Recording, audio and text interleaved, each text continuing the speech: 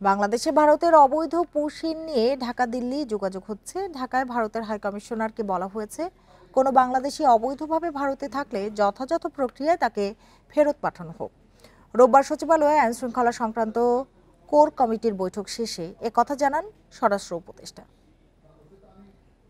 Bundle থাকলে প্রতি সেনমানিতে টাকা বাঁচবে। বিকাশ সেনমানি বান্ডেল কিনে জিতুন প্রতি লেনদেনে। টানা 10 দিনের ঈদের ছুটি শেষে কাজে ফিরেছে সচিবালয়।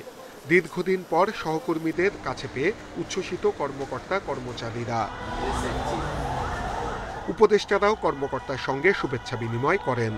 এ সময় সড়ক পরিবহন ও বিদ্যুৎ উপদেষ্টা জানান, ঈদের আগের 2 দিন ছুটি ও ফিটনেসবিহীন গাড়ির জন্য বাড়ি যাওয়ার পথে যানজট হয়েছে। তাই ফিটনেসবিহীন গাড়ির বিরুদ্ধে কঠোর ব্যবস্থা নেবে সরকার। ফিটনেসবিহীন গাড়ি অনেক আছে, এগুলো অনেকগুলো বিকল হয়ে রাস্তা বন্ধ করে দেয়।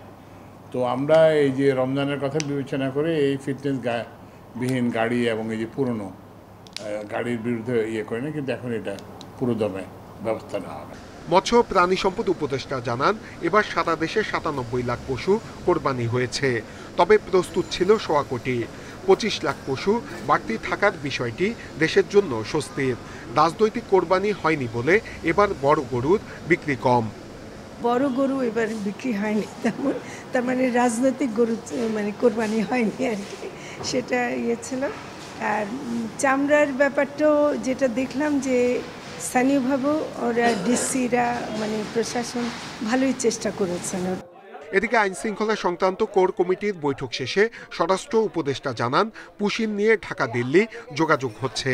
ঢাকায় ভারতীয় হাই কমিশনারকেও অবৈধ পুশিন নিয়ে কঠোর বার্তা দেয়া হয়েছে।